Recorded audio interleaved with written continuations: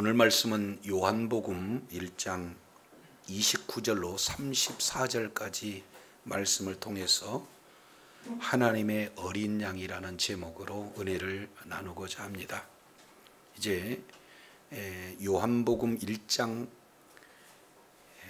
18절까지 내용은 전체의 서론에 해당이 되지만 19절부터 오늘 읽어본 요한복음 1장 34절까지 이 내용은 요한의 증거에 대한 내용이 소개가 되고 있어요.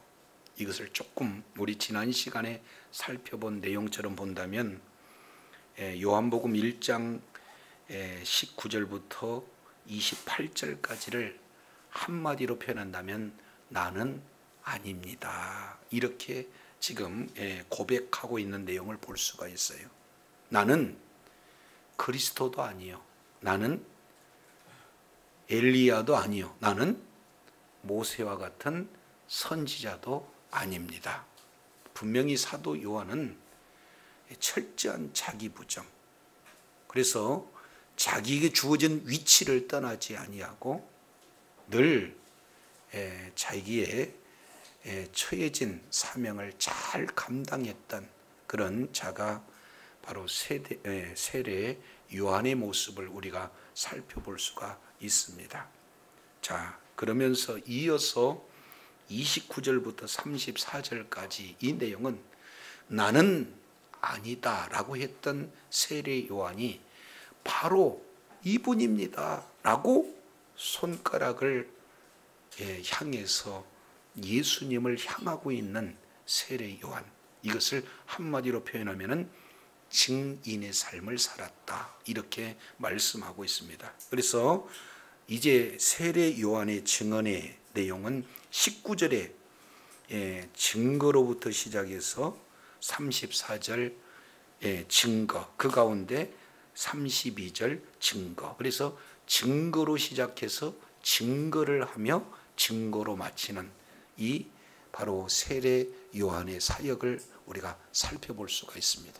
그래서 나는 아니고 바로 이분입니다라고 증인했던 이 삶, 이 내용을 통해서 크게 우리가 세 가지의 핵심적 내용들을 살펴보고자 합니다. 자, 첫 번째, 세례 요한은 바로 이분이다라고 선언할 때 맨 먼저 바로 선언을 하고 있어요. 이것은 요한복음 내용 중에 참으로 위대한 선언이고 아주 핵심적인 성구에 해당이 되어집니다. 1장 29절 내용을 통해서 보면은 이런 말씀을 하고 있습니다. 이튿날 요한이 예수께서 자기의 나오심을 보고 이르되 보라, 세상 죄를 지고 가는 하나님의 어린 양이로다 라고 뭐하고 있어요? 선언하고 있어요. 자, 이 내용 속에 예수님의 사역이 아주 압축되어서 잘 묘사되고 있는 것을 우리가 살펴볼 수가 있어요.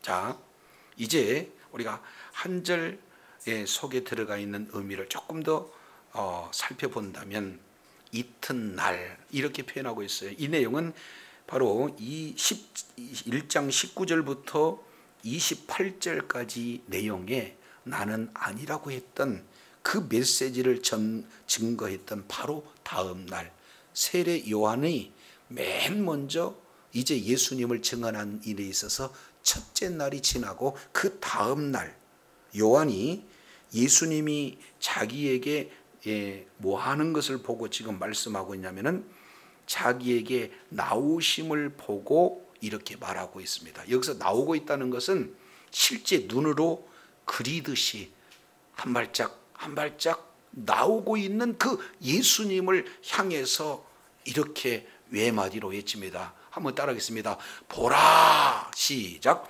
보라. 이것은 감탄사예요. 보라, 이두라는 그런 어떤 내용을 말씀하고 있어요. 보라, 이것은 감탄사입니다. 자, 우리가 창세기 1장 내용을 통해서 1, 2장 내용을 통해서 보면 천지 만물을 하나님께서 말씀으로 창조하시고 하나님의 형상과 하나님의 모양대로 지음을 받은 그런 바로 사람에게 온 우주 만물을 다스리라고 이렇게 위임해 주시는 그런 장면이 소개가 되고 있습니다. 그런데 그 사람이 뱀의 유혹을 받아서 하나님의 말씀을 이렇게 어김으로 말미암아 이 세상에 죄가 들어오게 되고 이제 모두가 다 죄의 싹슨 사망 죽을 몸이 되었을 그때에 우리 주님께서 이제 아주 빛 같은 암흑 속의 빛 같은 바로 원시 복음을 허락하시는 그 장면이 바로 창세기 3장 15절의 말씀입니다. 이제 죄에서 구원해 줄 자가 바로 여인의 후손을 통해서 나오게 되는데 그 여인의 후손은 뱀의 머리를 뭐한다?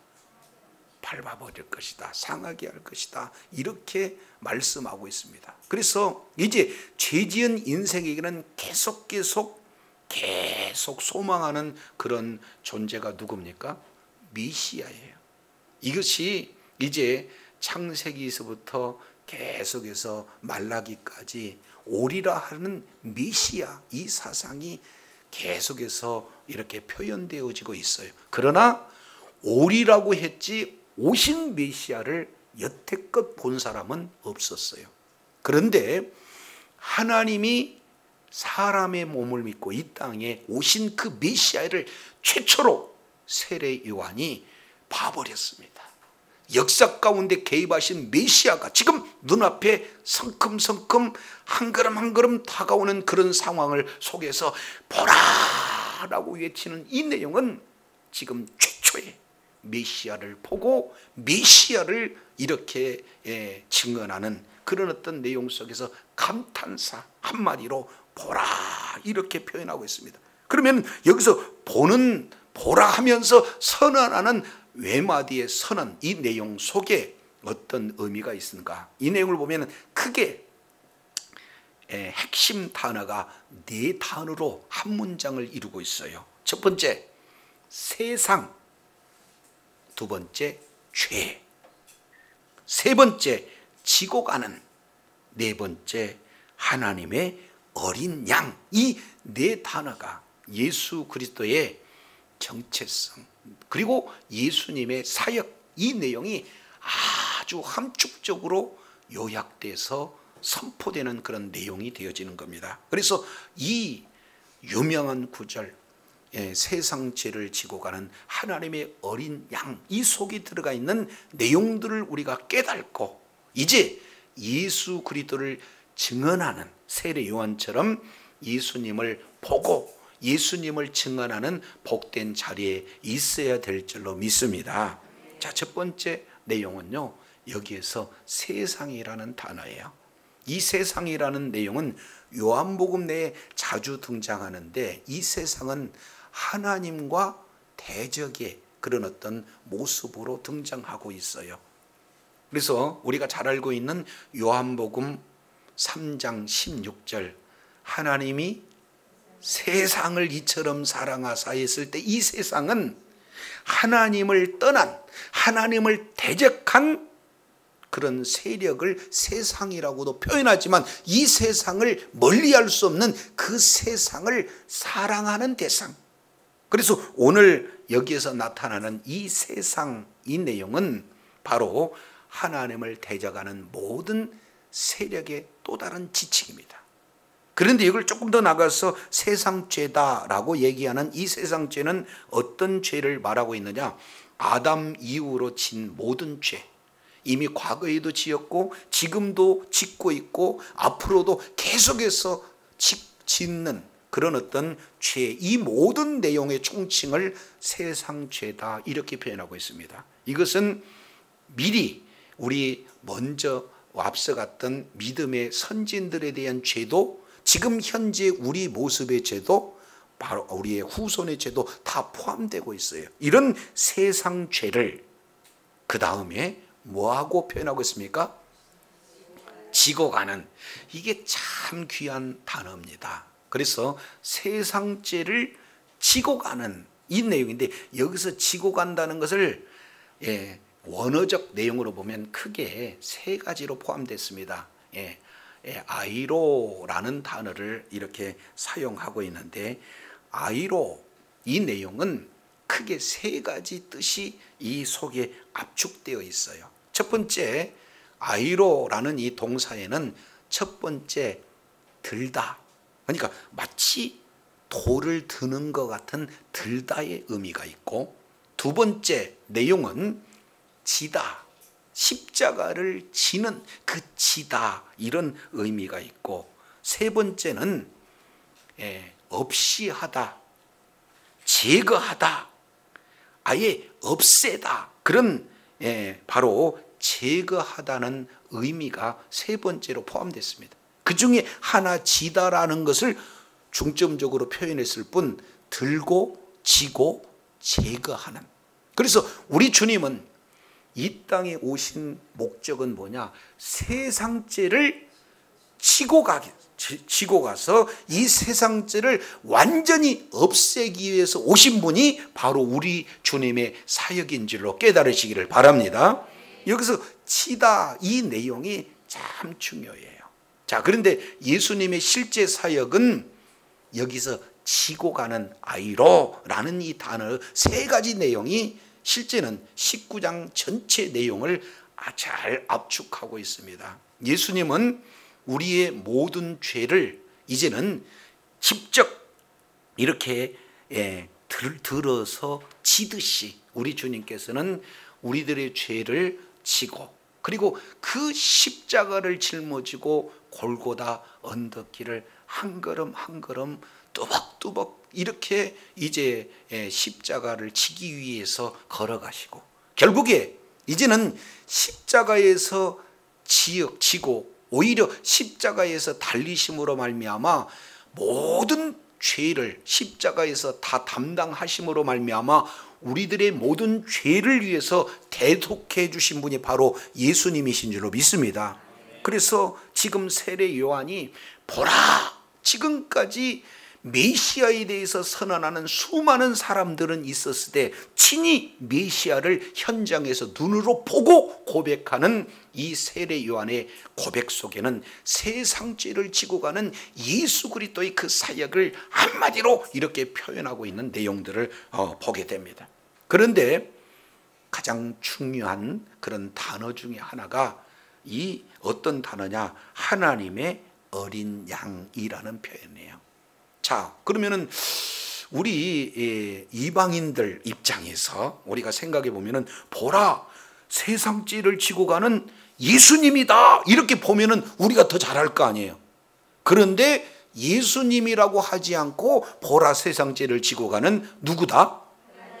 하나님의 어린 양. 이 하나님의 어린 양이라는 이 압축된 내용, 이 부분 속에 정말로 많은 것들을 소개할 수가 있어요. 왜냐하면 지금 현재 세례 요한에 의해서 이렇게 듣던 이런 자들은 성경을 모르는 자가 아니라 성경을 아는 자입니다. 우리가 잘 알겠지만 이스라엘 백성들은 성경에 능한 자고 성경의 문화 속에서 사는 자고 성경대로 삶의 모든 현장 속에서 여러 가지 갖가지 그런 모든 문화를 이렇게 영위하는 자들이 바로 이스라엘 백성들이에요. 특히 이 이스라엘 내용은 7대 절기를 늘 매년마다 반복해서 이렇게 지키고 있죠. 그 중에서 맨 먼저 지키는 절기가 뭡니까? 유월절이에요. 유월절. 근데 여기서 유월절 때 어떤 일이 이루어졌는가, 이 내용을 출애굽기 12장 구약성경 배경을 봤을 때 오늘 하나님의 어린 양이 무엇인지를 우리가 아주 정확하게 알 수 있는 내용이죠. 자, 이스라엘 백성들이 애굽에서 고난, 고통을 당하고 있을 때 하나님께서 인도자 모세를 민족의 영도자로 세워서 이끌어내는 그런 장면을 하지 않습니까? 근데 바로가 순순히 보내줘요? 보내주지 않습니까? 안 보내주니까 10가지 재앙을 통해서 이제 하나님이 어떤 분인가라는 사실을 애굽 사람에게도 보여주고 또 이스라엘 백성들에게도 정확하게 알 수 있도록 10가지 재앙을 통해서 하나님이 되심을 보여주는 그때 맨 마지막에 10번째 재앙이 뭡니까? 장자 죽음에 대한 재앙이에요.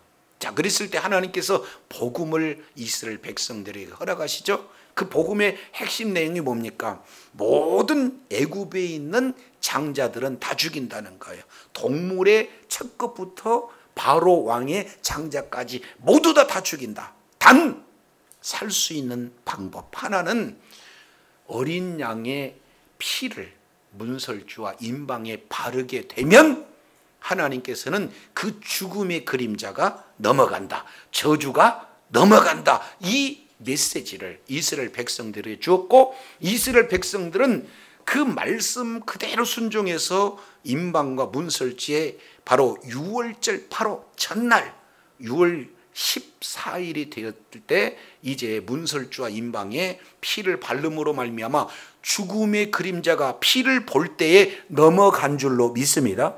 이것은 출애굽기 12장 7절 내용에 자세히 이렇게 기록되고 있는 내용을 우리가 살펴볼 수가 있어요.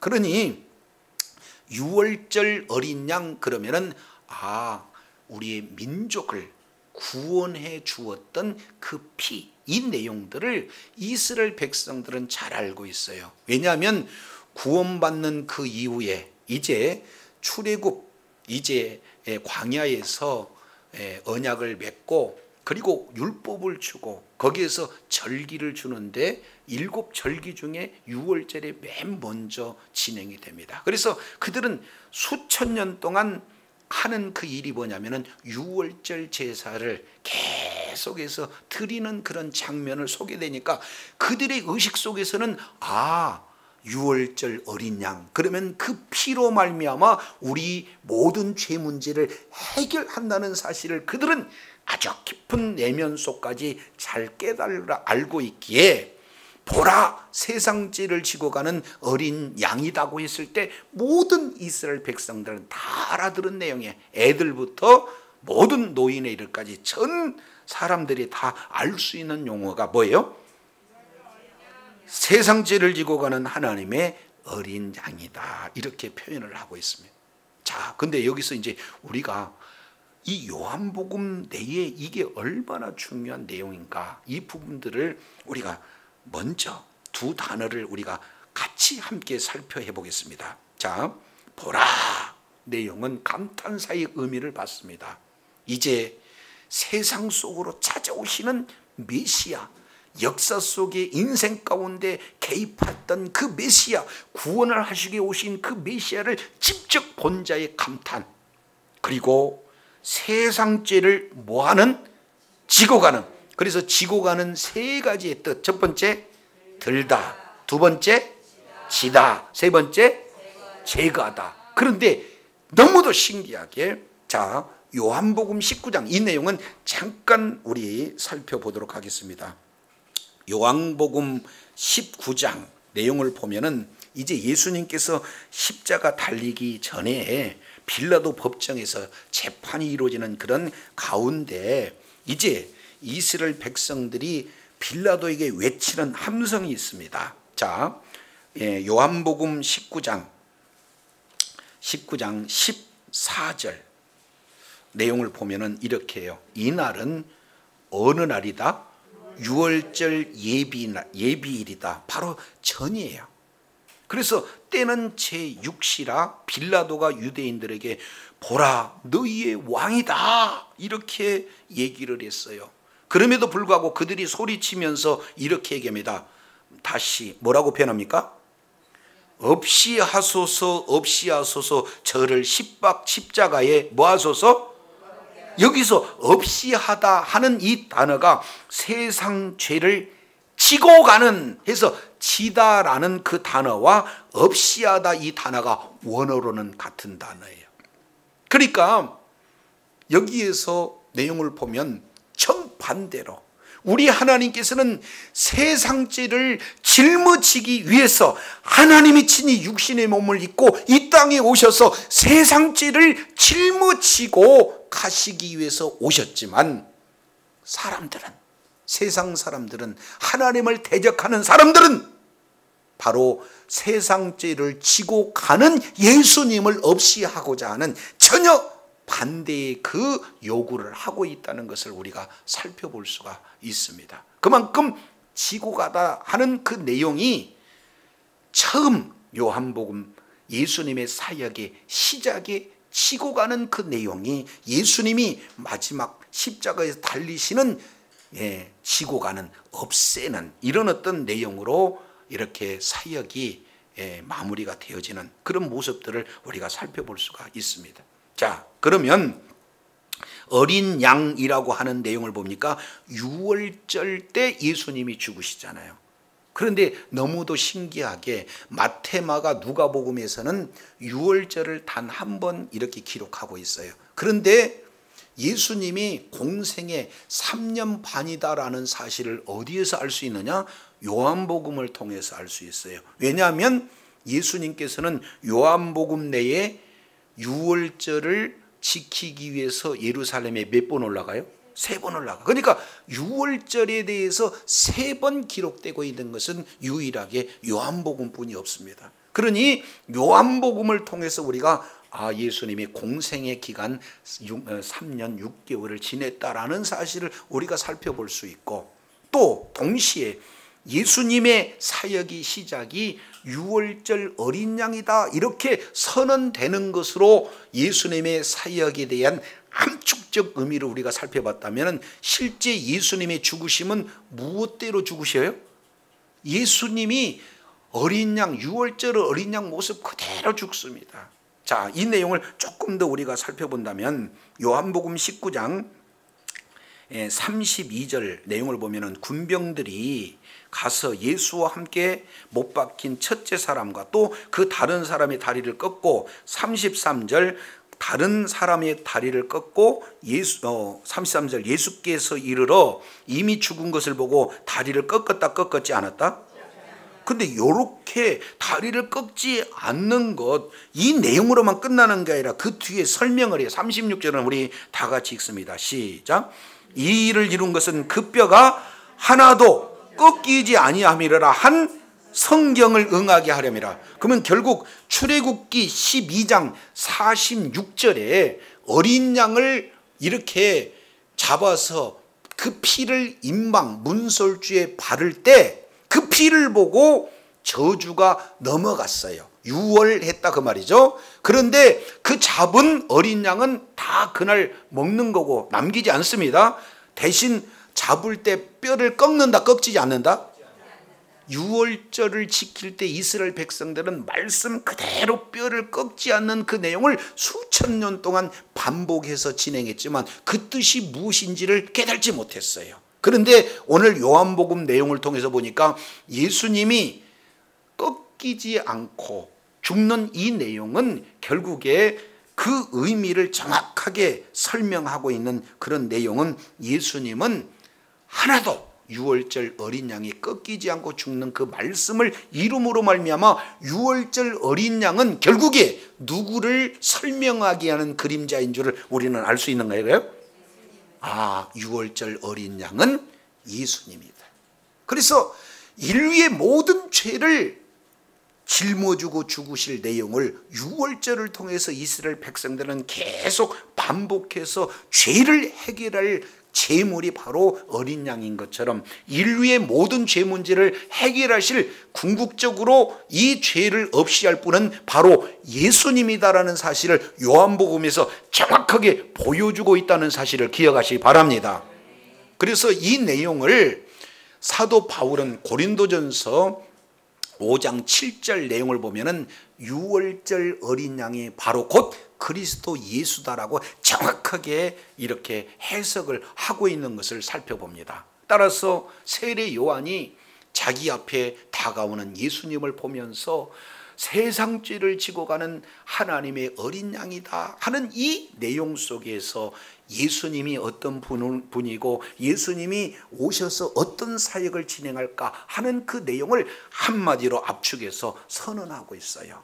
그래서 이 세례 요한의 경우에 정확하게 예수님의 사역을 알고 그 사역을 친히 눈으로 경험하고 하나님께서 깨닫게 하신 내용을 증언하는 증인의 삶을 살았다는 것을 우리가 살펴볼 수가 있습니다. 자, 그러면 이 선언한 내용을 가지고 어떻게 바로 증언하는가 하는 내용을 우리가 자세히 살펴본다면, 첫째는 선언하고요, 두 번째는 그 자세가 어떤 내용인가, 이 30절부터 31절 아주 자세히 기록하고 있습니다. 자, 이제 요한복음 1장 30절 내용을 보면, 내가 전에 말하기를 내 뒤에 오시는 사람이 있는데 나보다 앞선 것은, 그가 나보다 먼저 계심이라 한 것은 이 사람을 가리킴이라, 이렇게 얘기했어요. 자, 한번 따라하겠습니다.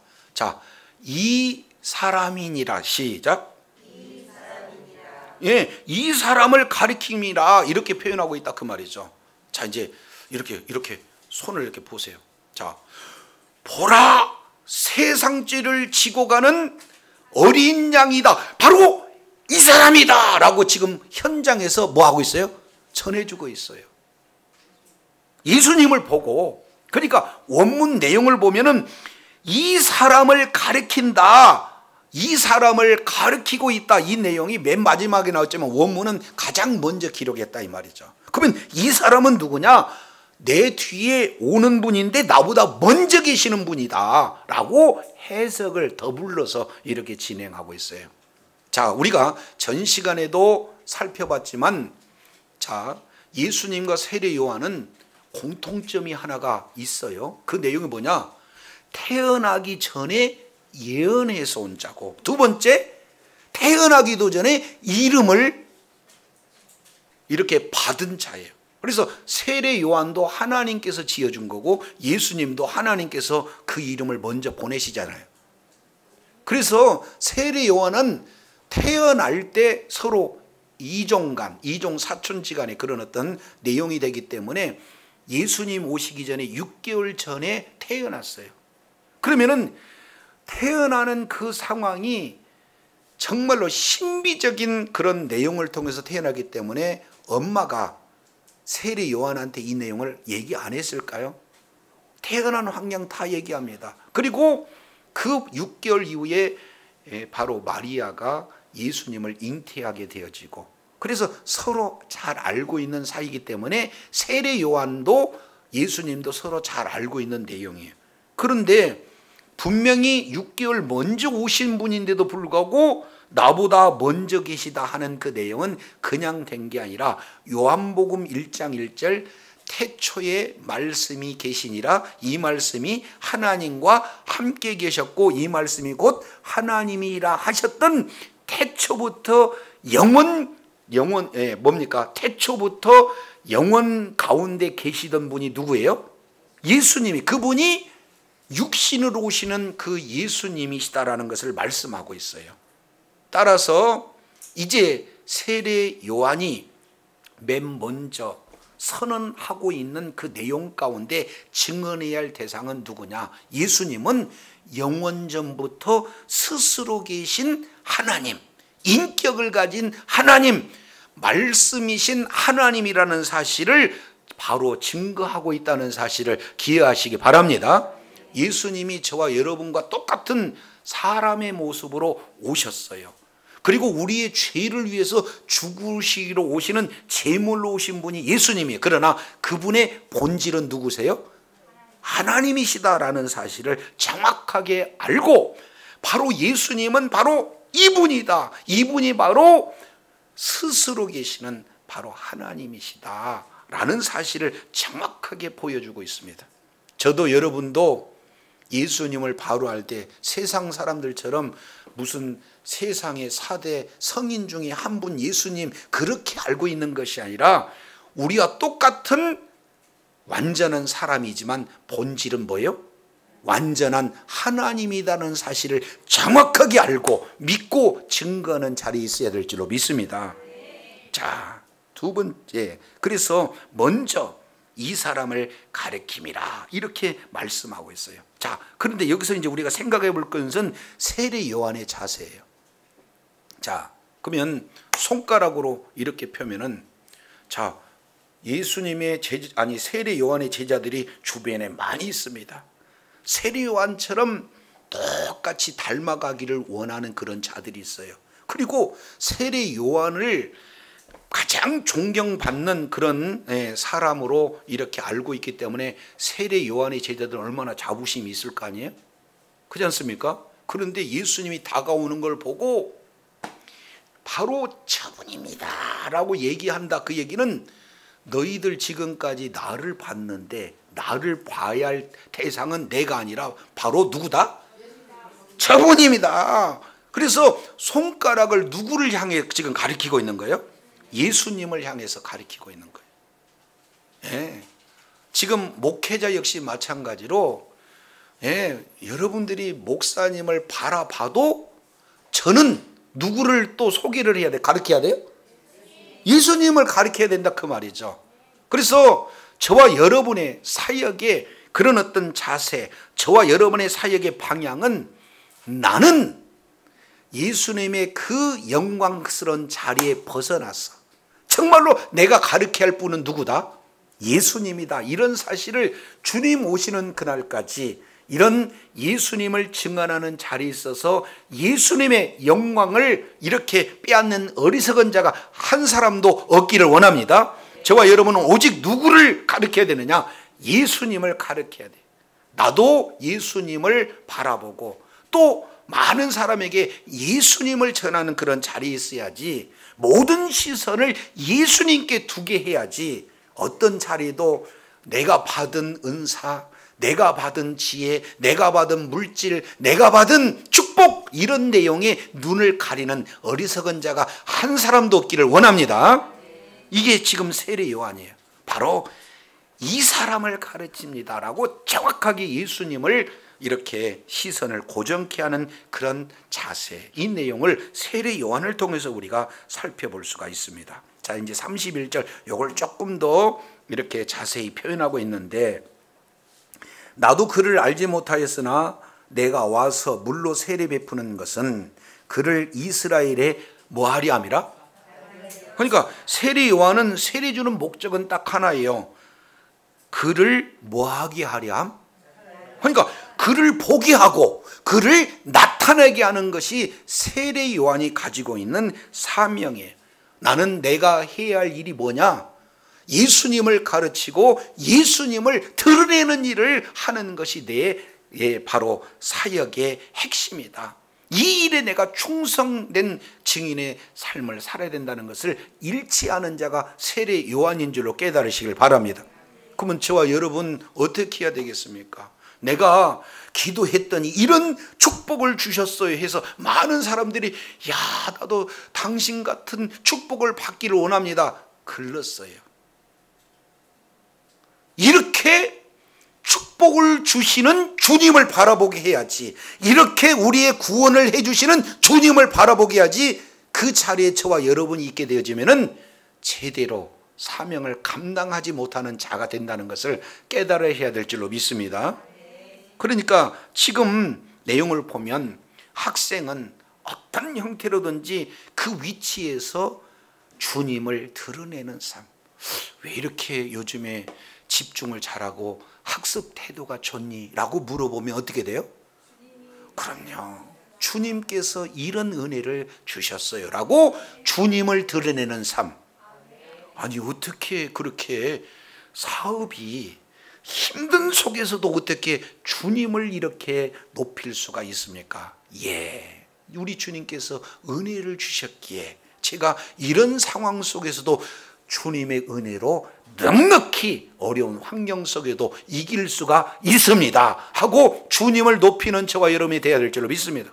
그러니까 사업하는 사람은 사업의 현장 속에서, 주부는 또 이런 여러 가지 가정의 현장 속에서 누구를 드러내는 삶이 돼야 된다? 이게 사역의 핵심이에요. 그래서 세례 요한은 나는 아닙니다. 그리스도도 나는 아닙니다. 엘리야도 나는 아닙니다. 모세와 같은 선지자도. 그럼 당신은 누구냐? 나는 오직 예수님만을 드러내는 사람입니다. 나는 바로 저분을 바라보게 하는 사람이다. 이걸 정확하게 얘기해요. 자, 그러면서 이제 세 번째 내용을 통해서 살펴보는 내용은 어떻게 되냐? 이제 정확하게 선언하고, 그리고 가르쳐서 바로 복음을 증거하는 그런 자세가 어떠함을, 충성된 그런 사람의 모습이 어떠함을 보게 하시고, 이제 증거하게 되는 첫 번째 내용이 어떤 거냐. 32절 내용을 보니까 이렇게 표현합니다. 요한이 또 증언하여 이르되 내가 봄에 성령이 비둘기같이 하늘로부터 내려와서 그 위에 뭐 했다? 성령이 하늘로서 내려와 가지고 비둘기같이 하늘로서 내려와 갖고 그 위에 머물렀더라 해서, 그 위에 머물렀다는 것은 누구 위에 머무는 겁니까? 예수님 위에 지금 성령께서 머무른 거예요. 비둘기가 머무는 게 아니고 비둘기같이 지금 성령께서 머물러 있는 거예요. 여기서 머물러 있다는 것은 거주하다 뜻입니다. 아예 요한복음에 거주하다 굉장히 중요한 거예요. 성령께서 아예 예수님과 함께 사시는, 항상 머물러 있는, 거기서 함께 거주하는 그런 모습이에요. 이것을 우리는 성경을 통해서 보면은 뭐라고 표현하는가? 요한복음 3장 이제 3장 33절 내용을 보면은 하나님이 성령을 한량없이 부어주심, 이렇게 표현을 하고 있어요. 그러니까 예수님은 계속해서 성령 충만한 모습으로 이렇게 계시는 것을 지금 세례 요한이 지금 보고 있는 것을 우리가 살펴볼 수가 있습니다. 그래서 그러면은 이것을 몰랐단 말이죠. 그냥 그저 성령이 비둘기처럼 머물러 계시네, 이 내용을 이제 세례 요한은 보게 된 거고, 그 뜻이 무엇인지를 가르쳐 주는 분이 계시는데 그분이 누구냐? 33절 보겠습니다. 33절 나도 그를 알지 못하였으나 나를 보내어 물로 세례를 베풀라고 하신 그이가 나에게 뭐 했다? 말씀했다. 그러면 가서 너 물로 세례를 주라고 말씀하신 분이 누굽니까? 하나님이에요. 세례 요한에게 너는 가서 물로 세례를 베풀라고 하신 분이 하나님이에요. 그러니까 하나님께서 말씀하셔요. 뭐를 말씀하시느냐? 예수님 위에 성령이 비둘기같이 내리는 것이 무슨 뜻인지 하나님께서 말씀을 하시니까 나타나는 결과는 성령이 내려서 누구 위에 머무는 걸 보거든 곧 그가 성령으로 세례해 주는 줄을 알라, 이렇게 얘기했어요. 그러니까 그분이 성령으로 세례해 주는 분이다, 바로 그분이 메시아다라는 사실을 하나님께서 말씀하시니까 알았다, 그 말이에요. 여기서 굉장히 중요한 내용을 우리가 생각해 볼 수가 있습니다. 자, 보세요. 실제 세례 요한은 눈으로 봤는데 그 뜻이 뭔지 알았어요? 몰랐어요? 몰랐는데 하나님이 그 뜻을 말씀하니까 알았어요. 그 안 내용을 통해서 보니까 예수님은 성령으로 뭐 하는 분이다? 세례를 주는 분이다 라는 것을 알았다, 그 말이죠. 자, 저와 여러분은요, 예수님이 내가 뭔가 알아서 예수를 믿는 게 아니라 저와 여러분이 예수님을 나의 주님이다 라고 고백하는 것은 하나님께서 가르쳐 주시니까 안 줄로 깨달으시길 바랍니다. 마태복음 16장 그 유명한 베드로의 고백이 나오잖아요. 예수님이 이렇게 얘기해요. 너희는 나를 누구라고 하느냐 그랬더니 베드로가 100점 만점에 100점 정답을 이렇게 고백하잖아요. 주는 그리스도시요 살아계신 하나님의 아들입니다. 그랬더니 우리 주님이 감탄해요. 바요나 시모나 내가 복이 있도다. 그 다음에 이를 알게 하는 이는 누구다? 하나님이다. 아멘이시죠? 그러니까 베드로가 알아서 고백하는 것이 아니라 하나님께서 베드로에게 알게 해주신다는 사실을 기억하시기 바랍니다. 예수 믿으세요 해서 내가 예수 믿은 게 아니라 하나님께서 저와 여러분의 심령에 예수님이 바로 우리의 구원자라는 것을 가르쳐 주셨기에 예수님을 우리의 구주로 고백할 수 있는 줄로 깨달으시길 바랍니다. 이것을 사도 바울은 고린도전서 12장 3절에 또 우리 주님의 배려로 머리에 기억하기도 쉽게 1, 2, 3 12장 3절 내용을 보니까 예수를 주라고 시인하는 것은 뭡니까? 성령이 아니오고는 그걸 할 수가 없다, 이렇게 표현해요.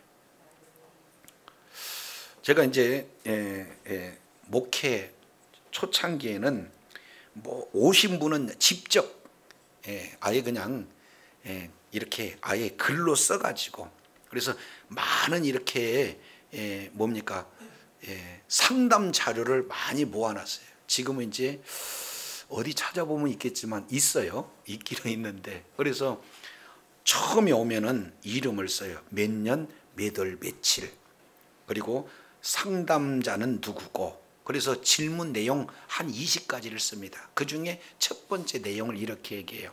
1번 제가 물을 테니까 그냥 집당만 하세요. 그래서 예수님을 믿으십니까? 그러면 예. 그러면 거기다 제가 예수님을 믿으십니까? 써놓고 답 예라고 했다.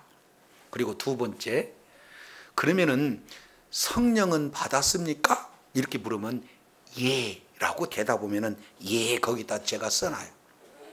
이렇게 쭉 질문하다가 마지막에 뭐라고 표현하면은, 그러면은 제가 이제 한번 질문해 볼게요. 성령을 받았다라고 예라고 답변하셨는데 증거가 뭡니까? 성령 받았다는 증거가 뭡니까? 이렇게 물어보면은 헐 이렇게 하고 대부분 많은 분들이 뭐라고 하냐면은 방언하거든요. 진동했거든요. 이렇게 뭔가 현상을 얘기해요.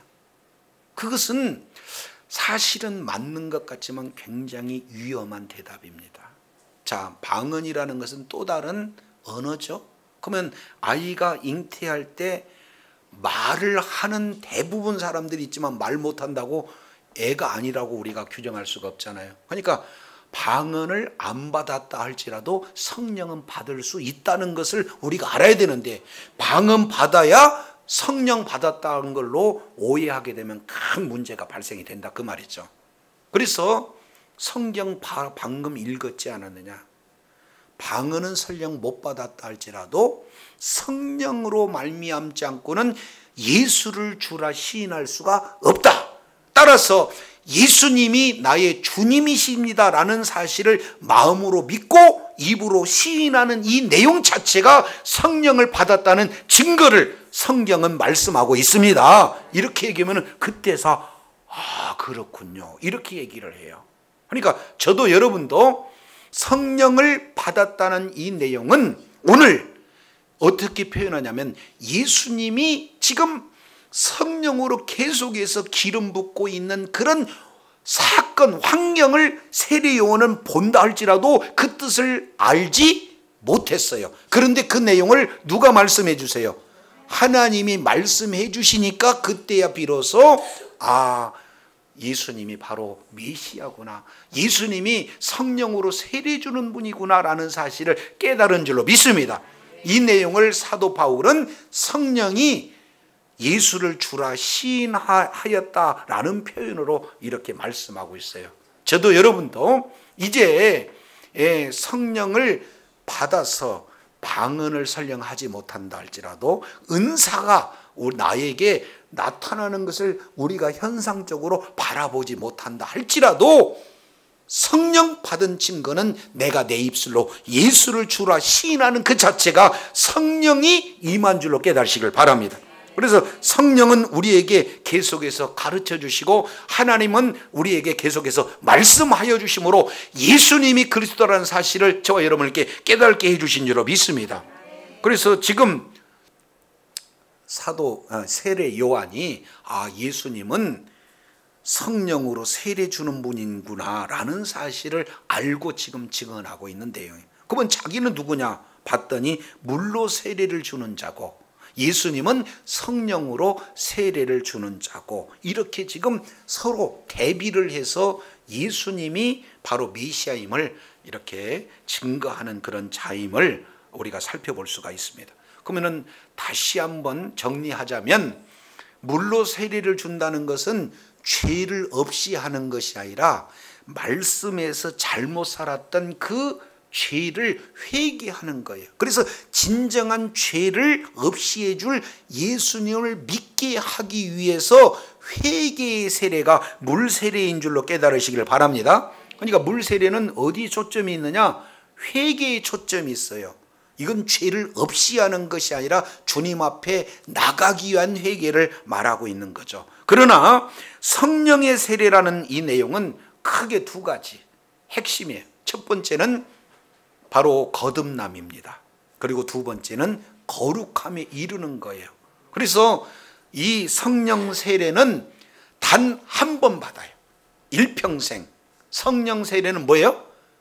단 한 번.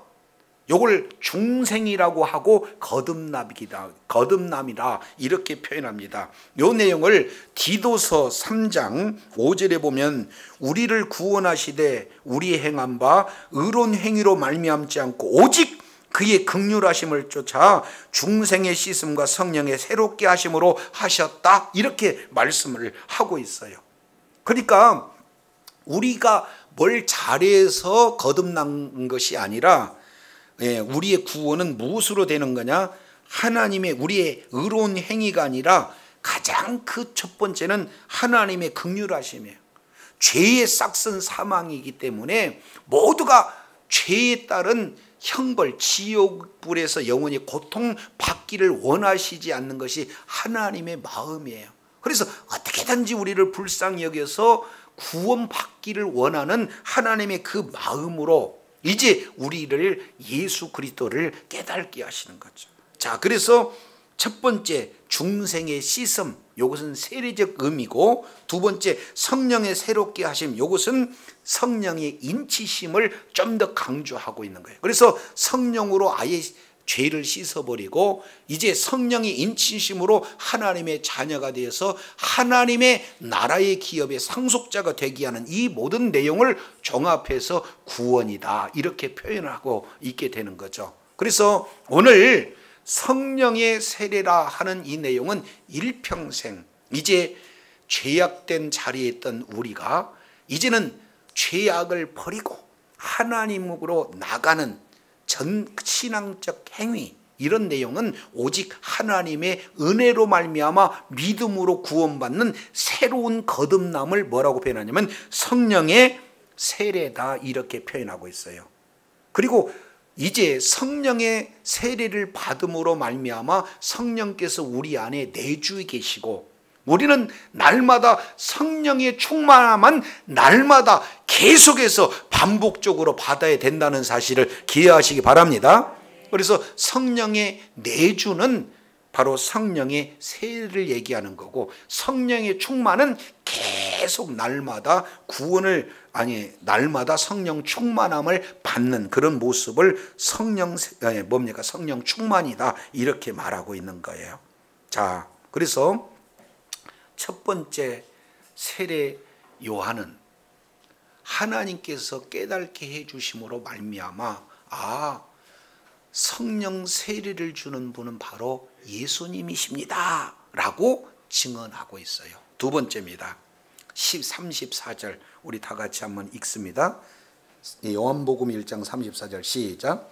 내가 보고 그가 하나님의 아들이심을 증언하였노라.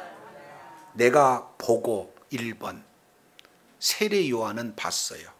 자, 1장 29절 이튿날 요한이 예수께서 자기의 나오심을 보고, 그리고 뒤에 32절 내용을 보니까 요한이 또 증거하여 이르되 내가 뭐하매 보매, 이렇게 얘기하고 있고, 34절 또 내가 뭐예요? 보고, 이렇게 표현하고 있습니다. 그러니까 세례 요한은요, 지금 예수님에 대해서 정확하게 봤다, 이 내용은 체험했다는 겁니다. 증인의 첫 번째 자격은 뭐냐? 보고 듣고 체험하는 거예요. 그랬을 때 내가 만난 예수님을 바로 증거해야지, 아니 목사님이 이렇더래요, 성경이 이렇더래요, 장로님이 이렇더래요, 이것은 바른 증인의 내용이 아니죠. 그래서 세례 요한이 지금 사역을 하는 특징 두 가지 내용은 첫 번째, 경험해서 증언한 거예요. 보고 증언했다. 이것을 반복적으로 말씀을 하고 있습니다. 저와 여러분은 예수님이 그리스도라는 사실을 정확하게 경험해야 될 줄로 믿습니다. 예, 이 내용은 세례 내가 뭔가 노력해서 보려고 애를 쓰는 것이 아니라 성령께서 가르쳐 주시고 하나님의 말씀을 통해서 가르쳐 줘서 누가 뭐래도 예수님과 함께 내가 죽고 예수님과 함께 장사 지낸 바 되었고 예수님과 함께 부활해서 나는 이제 새로운 피조물이라는 확실한 믿음을 우리는 경험했다, 봤다, 이렇게 표현한 줄로 깨달으시길 바랍니다. 이걸 또 육신의 모습으로 보려고 애를 쓰는 모습이 아니라 이것은 정확하게 보고 듣고 경험한 내용을 어디를 근거로 하는 거예요? 하나님의 말씀인 줄로 믿습니다. 그래서 요한 1서 1장 1절 내용을 보면은 이렇게 표현해요. 내가 태초부터 있는 생명의 말씀을 눈으로 보고 손으로 만지고 또 내가 귀로 들었다 함을 이렇게 말씀하고 있어요. 저도 여러분도 이제 예수님을 직접 보지는 못했다 할지라도 믿음으로 본 자인 줄로 믿습니다. 들은 자인 줄로 믿습니다. 손을 만진 자인 줄로 믿습니다. 그래서 경험했기에 누가 뭐래도 예수님 나의 구주다라고 경험한 자들은 예수님을 전할 줄로 믿습니다. 두 번째, 34절 하반절 내용을 보니까 그가 하나님의 아들이심을 뭐 했어요? 예, 하나님의 아들이심을 증언하는 여기 내용은 사명이에요. 사명. 저와 여러분 모두에게 바로 이중적 부르심, 다른 말로 소명으로의 부르심, 사명으로의 부르심이 다 같이 주어졌어요. 예수를 믿는 믿음을 가진 순간, 믿는 믿음을 소유하는 순간 저와 여러분에게는 증인의 사명이 주어지는 줄로 믿습니다. 자, 사도행전 1장 8절 내용을 보면은 이렇게 표현해요. 오직 성령이 너희에게 임하면 너희가 권능을 받고 예루살렘과 온 유대와 사마리아와 땅끝까지 이르러 내 증인이 되리라. 이렇게 표현을 하고 있습니다. 그러면 성령이 임하게 되면은 예수님이 나를 위해서 죽으셨지, 세상 죄를 지고 가는 하나님의 어린 양이시지, 이 내용을 정확하게 성령에 의해서 깨닫는 그 자는 이제 이 예수님을 전하지 않고는 견딜 수가 없기 때문에 예수님을 전하는, 증거하는 자리에 있게 될 줄로 믿습니다. 사명이 모두들에게 주어졌는데 그 사명에 응답하는 자, 이 자가 바로 세례 요한이고 그 자리에 저와 여러분이 있어야 될 줄로 믿습니다. 자, 짧은 29절부터 34절까지 내용을 봤더니 첫 번째, 세상죄를 지고 가는 하나님의 어린 양을 봐라 선언하고 있고, 그 선언의 내용에 근거해서 예수님이 누구시냐, 바로 영원 전부터 계속 존재하고 계시는, 나보다 먼저 계신 바로 하나님이 예수님이다 라는 사실을 세례 요한은 전했어요. 그리고 또 세례 요한은 바로 성령으로 세례 주는 이, 우리를 거듭나게 하시는 이, 우리를 구원하시는 이가 바로 예수님이라는 사실을 전했습니다. 마지막 세 번째 내용을 통해서 34절 내용을 보니까 하나님의 아들이심을 증언했다. 여기서 하나님의 아들이다 하는 이 내용은 자칫하면은 하나님은 낳고 또 낳음을 받은 분은 예수님이고, 그래서 하나님이 높다 이렇게 생각하면은 이게 잘못 오해하게 되어지는 겁니다. 자, 이것을 이해하기 위해서 요한복음 5장 잠깐 우리 살펴보도록 하겠습니다. 요한복음 5장 17절 이렇게 얘기를 해요. 예수께서 그들한테 이렇게 말을 합니다. 내 아버지께서 이제까지 일하니니 나도 일한다. 그러니까 하나님을 누구라고 불러요? 아버지다 라고 부르니까 유대인들이 발끈해요. 아니, 유대인들이 이렇게 얘기해. 그 말을 듣고 예수님을 죽이려고 하는 것은 왜 그러냐? 이는 안식일만 범할 뿐만 아니라 하나님을 자기 친아버지라 하여 자기를 누구하고 동등히 여기는 거예요?